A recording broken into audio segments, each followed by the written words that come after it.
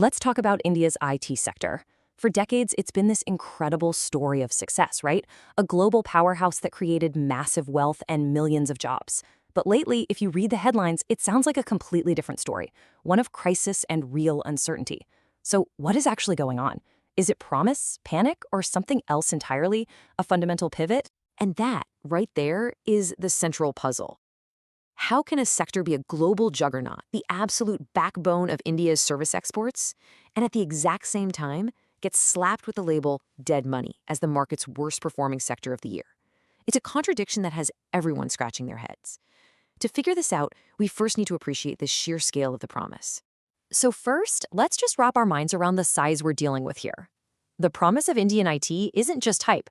It's built on decades of solid, undeniable performance and, well, some pretty staggering numbers.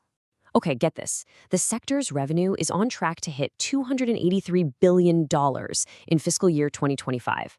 Just let that sink in for a second. That is not just a big number, it is a colossal economic engine. It's what put India firmly on the global technology map in the first place. And its importance here at home? Just as massive. Last year, IT made up 7.5% of India's entire GDP. And look, that's projected to climb to 10% really soon. This shows you it's not just some export business. It's a foundational pillar of the whole Indian economy. And the fuel for this engine? For years, it's been these huge, powerful trends like the 5G rollout, the explosion in AI, and just that massive global shift to digital everything. This kind of potential for double-digit growth made the sector an absolute darling for investors. And yet, that glowing story is now smashing head-on into a much, much harsher reality. Because despite that incredible foundation we just talked about, the feeling right now is less like a promise and a lot more like a full-blown panic. The mood has soured big time, and the market is telling a story of a sector in some deep trouble. This one number is what has everyone so worried. Minus 25%. The Nifty IT index, which tracks all the top tech companies, has just plummeted. It's the market's absolute worst performing segment this year. I mean, after years of outperformance, this is a shocking and really painful reversal. And this collapse is being driven by a massive flight of capital. Foreign investors have yanked more than 50,000 crore rupees, that's over $6 billion out of Indian IT stocks just this year. You know, this isn't just a minor correction. This is basically a vote of no confidence from the very global money that fueled its rise. So what's behind the exodus? Well, analysts are pointing to a perfect storm. Global clients are tightening their belts, they're putting off big projects, and they're cutting back on any nice-to-have tech spending. With all the global uncertainty and tariff threats, that river of big-ticket projects has slowed to a trickle.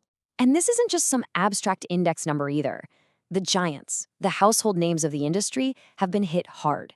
We're talking declines of 25 to almost 34% from their recent peaks for companies like TCS, Infosys, and Wipro.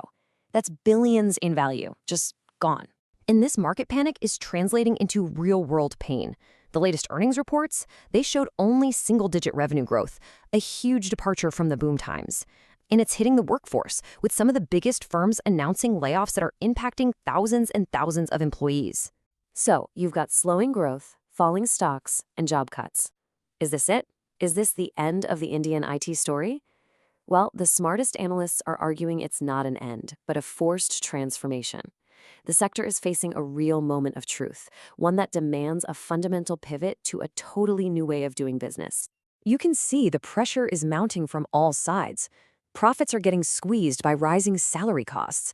Global economic issues and tariff risks are creating a ton of uncertainty. There's a critical shortage of people with the right skills in deep tech areas like AI and cloud.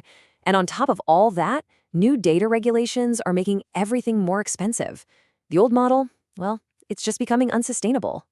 So here's the crucial point. For decades, the winning formula was what we call labor arbitrage, basically providing a huge, skilled workforce at a lower cost than you'd find in the West.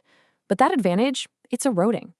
The future is all about a shift to innovation leadership, competing not just on price, but on creating unique value, on building intellectual property, on delivering cutting-edge solutions. And this new strategy means focusing on completely new growth engines. The game is no longer just about supplying people. It's about developing expertise in these high-growth, high-profit areas. We're talking about going deep on AI, becoming pioneers in cloud solutions, leading the charge in cybersecurity, and actually creating their own software products. I mean, the pivot couldn't be clearer when you see it side by side. The industry has to move away from its legacy, a model based on sheer volume and lower profit outsourced services. The goal is this next-gen model, one that's driven by value and innovation, which at the end of the day is way more profitable. So how do they actually get there? The playbook for the companies that will win is pretty straightforward. Number one, aggressively upskill your workforce in AI, machine learning, and cloud. Number two, embrace AI and automation inside your own company to get way more efficient. And number three, double down on cybersecurity to build the kind of bulletproof systems that clients are desperate for right now. Okay, so after looking at the promise, the panic, and now this pivot, what's the final takeaway? How should we really think about the state of Indian IT today? It really comes down to these two different ways of looking at it. The pessimist sees the end of the line. The growth story's over, costs are out of control, AI is coming for everyone's jobs. But the more nuanced analyst's view sees something totally different. The sector isn't dying, it's evolving. And this is key. It's not that AI will replace people, but that people who know how to use AI will replace those who don't. And that pressure on costs, it's actually forcing a very necessary and ultimately profitable shift to higher value work. And that leaves us with one single, powerful question for the future. The first chapter of the Indian IT story was written with scale. It was all about becoming the world's back office. The question now is, can its leaders write the next chapter with innovation and become the world's brain trust? The answer to that is going to define not just an industry, but a massive part of India's entire economic future.